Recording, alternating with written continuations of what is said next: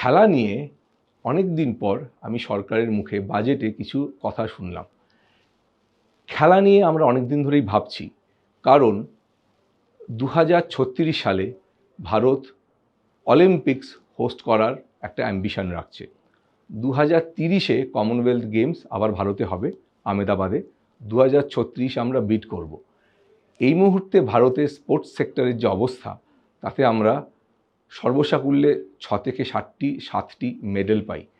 তাই ভারতে যদি আমরা স্পোর্টস সেক্টরকে এগিয়ে নিয়ে না যেতে পারি, আমাদের এই স্বপ্ন কিন্তু সফল হবে না। আরেকটি কথা মাথায় রাখতে হবে, সবাই ডাক্তার, ইঞ্জিনিয়ার বা অধ্যাপক বা সবাই উচ্চশিক্ষিত হবে তার কোনো মানে নেই। কিন্তু গ্রামে গঞ্জে খেলাধুলো নিয়ে এত ট্যালেন্ট রয়েছে, সেটা যদি আমরা বের করে আনতে পারি, তাহলে এটি একটি সামাজিক বিপ্লব ঘটাতে পারে। তাই এবার নির্মলার মুখে ক্রীড়াক্ষেত্রের কথা শুনে আমি একটু উদ্বুদ্ধ।